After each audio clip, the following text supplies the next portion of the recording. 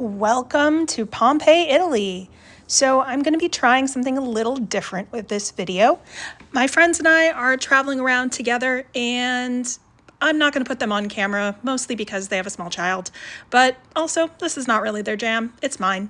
So I thought I would try to do some voiceover on this particular recording, so you can come with us to see Pompeii, as well as a few other places we explored on our short time in Italy. So our first full day together, we spent a good part of the morning exploring the main ruins of Pompeii. It was incredibly hot, as is the case for August in Italy. And so we decided to get the first time tickets. I believe it was at like 9 a.m. so that we could try to beat the biggest part of the heat. And, it was okay for the first hour or so, but then it did start heating up pretty extremely. So we saw lots of different preserved ruins, including this statue right here, which, if memory serves, is of some sort of like noblewoman who actually held quite a lot of power in ancient Pompeii. Not to say she was benevolent, but the fact that she was a woman and had power was kind of impressive. So there was that.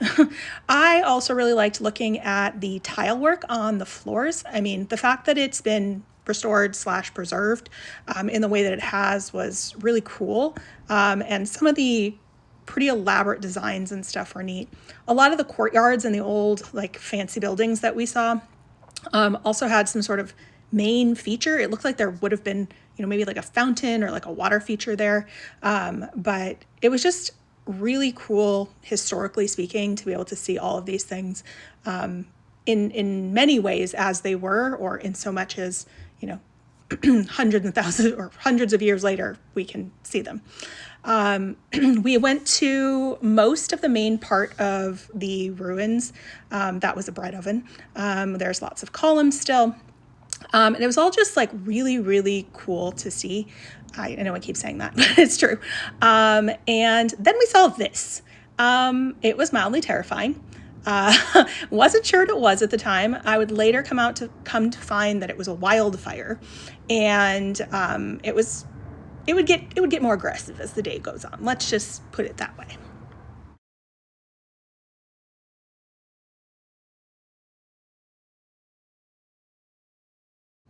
This was probably one of my favorite parts, the big amphitheaters.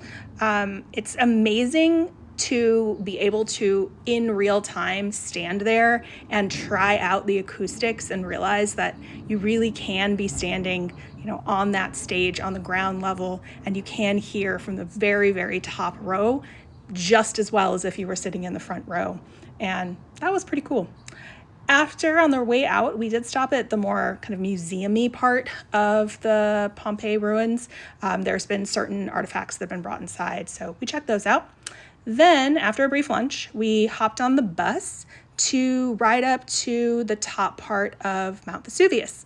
So you have to take a bus up to a certain point, or you can, I suppose. And then from there, it's the last like quarter of a mile or so is on foot.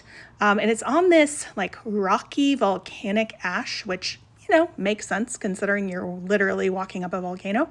Let me tell you that doing it in Birkenstock sandals was not the move. So learn from my mistakes.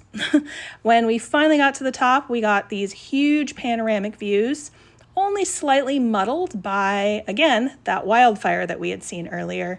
It had grown in size, and now the smoke was really, just spreading everywhere in the area. So visibility was getting lower and lower, and we were getting to the point where you could actually smell it, whereas before it was just something we could see. But it didn't hinder our time, and we had a great rest of our day. After our long and very warm day exploring all of the ancient things, we decided a beach day was in order. So we spent our last day in Italy laying on the beach and having quite a lovely time. Well, hello from the streets in Piano di Sorrento.